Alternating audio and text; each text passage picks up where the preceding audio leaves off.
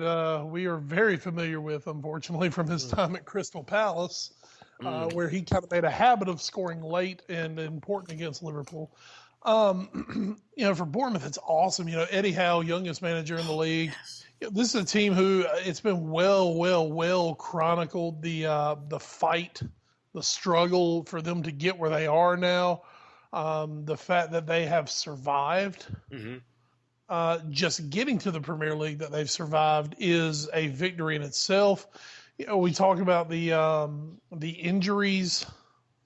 Man, this is a team that, they went out. They didn't spend huge money on the offseason, but they did make some significant purchases. And then I think 2 or 3 of those significant purchases were done for months at a time before the second week was up. Yeah. So, they really had a hard go of it. They did not have a good start to the season, but this is a team that has found their footing. Bournemouth was known in the Championship and in League One, for their free-flowing, free-scoring football. That's not what they're going to be in the Premier League, just because they don't have those kind of horses. But, man, all you've got to do as a team trying to survive is find a way to grind out a result. And if you can get 3 points over that one even, that's a great day at the office. And as you said, back-to-back wins over Chelsea and United. Granted, when you look at those, it's not quite as impressive as maybe in the past. But that's not to take anything away from them by any stretch of the imagination. Chelsea obviously struggling. United may be the worst title contending team of all time if you listen to the pundits in England. I would agree with that, though. I think they're terrible. But the one thing, and up until recently, they have been one of those teams that were grinding out results. Yeah. Even though with their personnel, you can't really figure out why they're only grinding out results. That's the problem. So, yes, those were 2 very big victories for Bournemouth at this point. Any victory for Bournemouth is a big one. So, as we said, up the cherries, and love to see them keep it going. Bournemouth, Watford, those are 2 teams I want to see stay in the Premier League. Absolutely, me too. And but let's talk about United for a second. This is a team, we'll get to it a little bit later about Van Gaal. His job security isn't that great right now. He's on the hot seat. He's told, he's not going to stay, I think, past 2016 anyway. We're hearing reports today, that he's lost the locker room. And, speaking of links to Chelsea, what is the issue at United? Because they're not a bad team, but they're playing on paper, yes, but they are playing very bland, very unattractive football, and until recently that was still enough to get most of the time 3 points, grind out draws on the road. But now they're not even able to secure points anymore, and I don't care. And this is, again, God, no offense to Bournemouth. There's no reason even this United team shouldn't be able to go to Bournemouth and get a point at least. United's problems, they stem from a lot of things. We talk about injuries. This is a team that they were thin up front to start the season. Oh, yeah. And now, Rooney's out injured. Of course, Rooney hasn't been Rooney, but he's still a big piece for them. He's out injured. They've got a lot of guys injured. Martial came in and looked like the second coming in the first few weeks. But you know what? Martial is still a teenager. Yeah. He's 19 years old. Can he be great? Absolutely. Will he be? I think the kid's got all the talent in the world. He could be great before it's said and done. But, you can't depend on him coming into the Premier League from Monaco and coming so late in the transfer window. You can't just throw him in and be like, all right, lead the line. He's not that guy at this point of his career. I think they obviously made a huge mistake in letting Chicharito go. Yeah, as well as he's played for Leverkusen this year. He just had a hat trick. Yeah, I believe he has 16 goals in his last 18 matches. Yeah, I think you're right. He's pretty good. That was a huge one because they let not only him, they let Robin van Persie go to Turkey. They let Falcao go. Yeah, but basically, right there, yes. you took your top 3 strikers from a year ago, and basically sent all of them out, and you only replaced one. You think about it, just number-wise. They sent out 3 strikers and brought in 1 striker. Yeah, it just didn't make much sense. Right there, there's a major problem.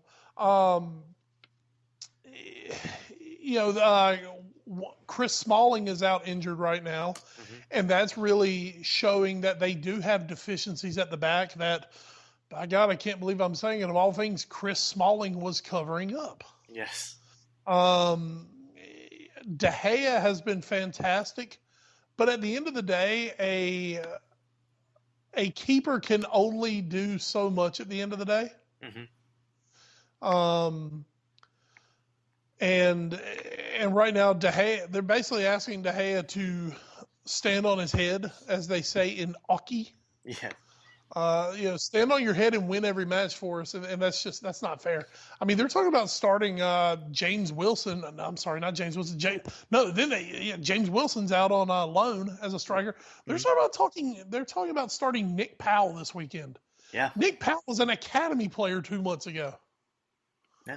And now you're talking about starting him in what has become a big Premier League, almost must-win match for you, just because of your momentum. Van Gaal brought him in the Champions League game as a substitute.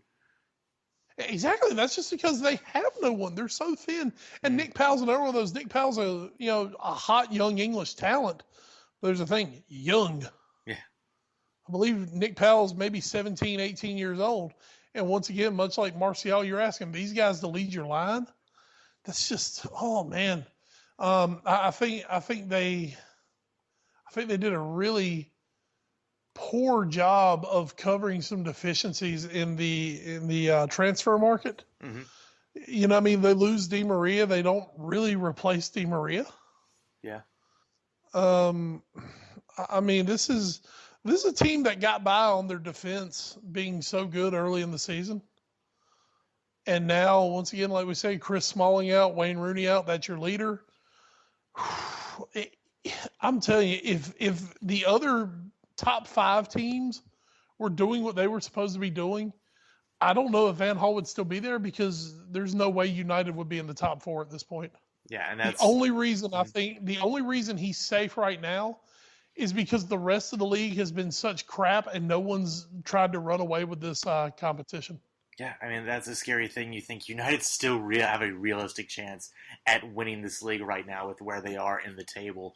But you have to imagine that something drastic will have to be done in the upcoming January transfer window.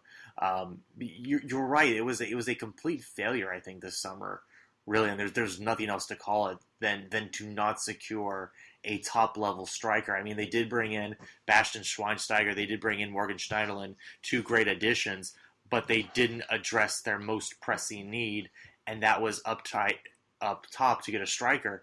And I wonder, a little bit, how much of that was, if they do go get a world-class striker, how much of that is an admittance that Rooney isn't a top-class striker anymore?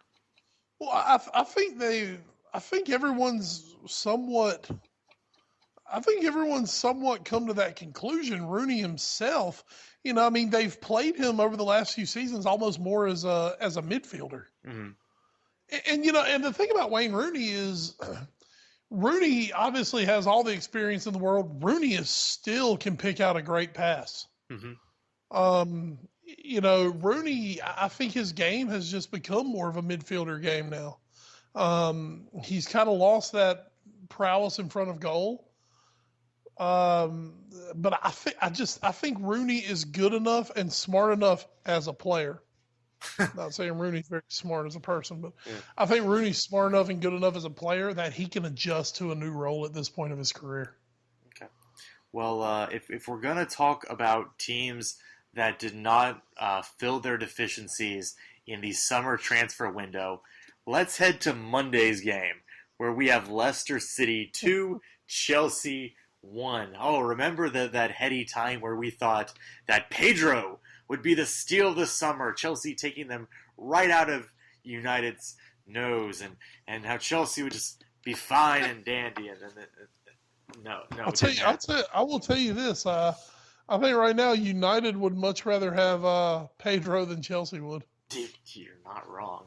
And you remember when they bought Pedro, everybody was like, "Well, Mourinho doesn't even want him." Yeah. Basically, I think they bought Pedro just to keep him from going to United. Yeah, I wouldn't doubt that. I mean, that's kind of what it sounded like then. That's what it really looks like now. Because Mourinho doesn't want to play Pedro, because Pedro doesn't play Mourinho's style. Mm-hmm. United could really use Pedro right now, by the way. You're right. He really could. Even if it backfired for him, thanks, Josie. Yeah, Josie doing Josie things. Of course, this was another week, another loss for the title holders. And, of course, that means we had more great Josie quotes. And I had a tab that has this in full here. Let me see if I can pull it up here. Yes, here we go. Because you called me about this Monday night specifically for this one quote. And it's amazing. So I'm going to read it in... That was the first time we'd spoken in over a week to each other. Yes. What are we going to talk about? And that's what broke it. Absolutely. And this is per the Mirror's Adrian Kajumba. This is the quote here, kind of in full. One of my best qualities is that I can read the game and identify the strengths of the opponent and tell my players what they are. So it is a big frustration to accept the goals Leicester scored because my work was betrayed, if that is the right word. In the situations I identify, we concede the first and second goal.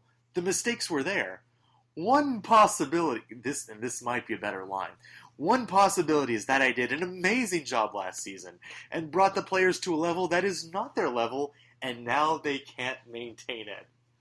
So remember, everybody, if they suck now, it's because they're not only are they not executing Josie's vision, but they were playing. He had brought them to such a high level last year when they won the title. How could you reasonably expect him to keep these players up for a second year? That's crazy. Well, obviously, as we see, this was never anything more than a scrappy bunch of underdogs who all cost £40 million apiece. What did he say? They don't buy the title, Wes. He said it this summer to me. Looked me in the eye and said, they do not buy the title. You're very right, and this year they're not even renting it. And that's been Chelsea, the rent boys. But anyway, I digress. I mean, you want to talk about a team that just aged 100 years overnight? Pretty much. Great managers will tell you that great managers, coaches. And what did we talked to Wilson Fike head football coach Tom Nelson back in August. And what did he say? One of the biggest fears he had was complacency. Yeah. His team had a great season in 2014, and he was afraid of complacency. And what happened this year? They were complacent. Yes, they were. And they barely broke 500 on the season. Now, obviously, head coach Tom Nelson at the high school football level, he doesn't have the opportunity to go out and, quote, refresh his squad. Right. Great managers will tell you after you win a title, Alex Ferguson was the absolute man. After winning a title, he would sell some guys and buy some new ones for the next year. And he would sell guys and fans would shake their head. What the hell is he doing? This guy just had an amazing season. Ferguson, for the most part, knew when to sell, when to get guys out. He knew their mentality. Are they, it's one thing to be hungry and go win the title. It's another thing to have the title in your back pocket already. And then are you going to rest on your laurels? Are you going to train as hard? Are you going to give me 110% every match because you're hungry for that title? for